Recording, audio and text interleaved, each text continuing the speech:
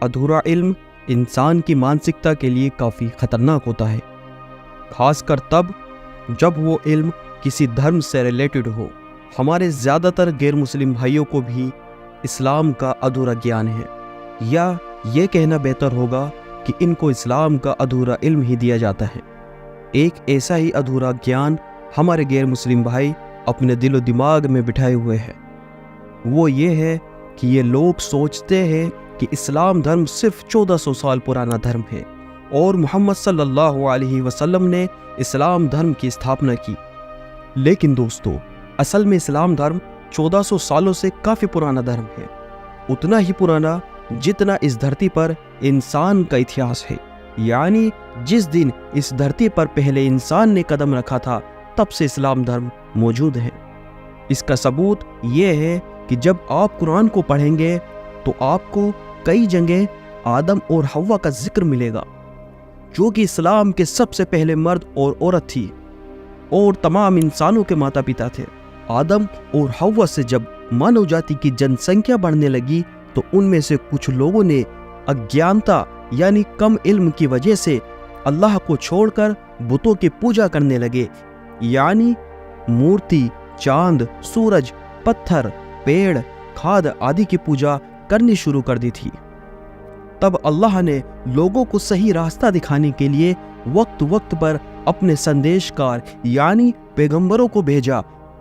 جو لوگوں کو ایک خدا یعنی اللہ کی عبادت کرنے کا حکم دیا کرتے تھے اور برے کاموں سے روکتے تھے۔ ہر پیغمبر ایک خاص بستی یا کہہ لیجئے ایک گاؤں یا ایک شہر کے لیے آیا کرتے تھے، اور یہ سلسلہ ہزاروں سالوں سے چلتا آ رہا تھا۔ پیغمبر محمد صلی اللہ علیہ وسلم کے مطابق اللہ نے آدم علیہ السلام سے لے کر محمد صلی اللہ علیہ وسلم تک لگ بھگ 1,24,000 پیغمبر اس دھرتی پر بھیجے، مگر قرآن میں لگ بھگ 25 یا 26 پیغمبروں کے نام موجود ہیں۔ دوستو، اسلام دھرم دنیا کا سب سے پرانا دھرم ہے۔ اس کا پرمان دیکھیے، قرآن پیغمبر ابراہیم علیہ السلام کا ذکر کرتا ہے، جو کہ آج سے لگ بھگ 6 سے 10 ہزار سال پہلے اس دھرتی پر آئے تھے۔ قرآن میں پیغمبر نوح علیہ السلام کا بھی ذکر ہے، جو کہ آج سے لگ بھگ 5000 سال پہلے اس دھرتی پر آئے تھے،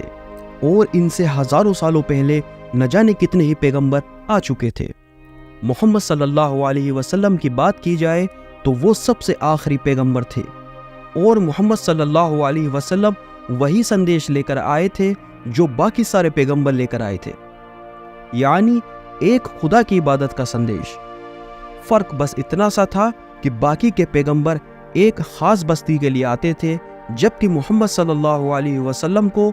پوری دنیا کے لوگوں کے لیے بھیجا گیا تھا۔ دوستو، آپ یہ سن کر حیران رہ جاؤ گے کہ عیسائی اور یہودی بھی پہلے مسلمان ہوا کرتے تھے، مگر انہوں نے اپنے پیغمبر کو یعنی عیسیٰ علیہ السلام اور موسیٰ علیہ السلام کو اللہ کا بیٹا قرار دے کر اپنا خدا بنا لیا تھا، جس کی وجہ سے یہ لوگ اسلام دھرم سے باہر ہو گئے تھے۔ بائبل اور تورات اللہ کی طرف سے بھیجی ہوئی کتابیں ہیں، جس کا ذکر قرآن کریم میں آتا ہے، لیکن ان لوگوں نے اپنے فائدے کے لیے ان کتابوں میں ملاوٹ کر ڈالی اور اللہ کو چھوڑ کر اپنے الگ الگ خدا بنا لیے، جس کی وجہ سے اللہ نے اپنے آخری پیغمبر محمد صلی اللہ علیہ وسلم کو بھیجا اور قرآن کی شکل میں ایک آسمانی کتاب بھی دی، تاکہ عیسائیوں اور یہودیوں نے اللہ کے دین میں جو گڑبڑ پیدا کر دی تھی اس کو سدھارا جا سکے۔ دوستو، اسلام دھرم دنیا کا سب سے پرانا دھرم ہونے کا ایک اور ثبوت یہ بھی ہے، قرآن میں کئی ایسی قوموں کا ذکر کیا گیا ہے جن کو اللہ نے گناہوں کے چلتے تباہ کر دیا تھا، اور یہ قومیں محمد صلی اللہ علیہ وسلم سے ہزاروں سال پہلے گزر چکی تھی، جیسا کہ قوم لوط، جو کہ پیغمبر لوط علیہ السلام کی قوم تھی، اور بہت ساری قومیں تھی جن کا ذکر اللہ نے قرآن میں کیا ہے۔ دوستو،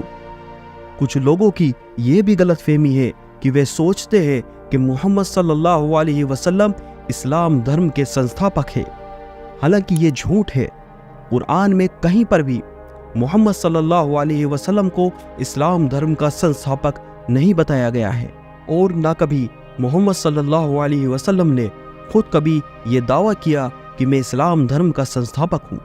بلکہ محمد صلی اللہ علیہ وسلم تو ایک سندیش دینے والے یعنی پیغمبر تھے، جنہوں نے اللہ کے حکم کو ساری دنیا تک پہنچانے کا کام کیا۔ تو دوستو، مجھے امید ہے کہ اب غیر مسلم بھائی اس غلط فہمی کو چھوڑ کر سچائی کو ضرور اپنائیں گے۔ اگر یہ ویڈیو آپ کو پسند آئے تو اس ویڈیو کو لائک ضرور کریں۔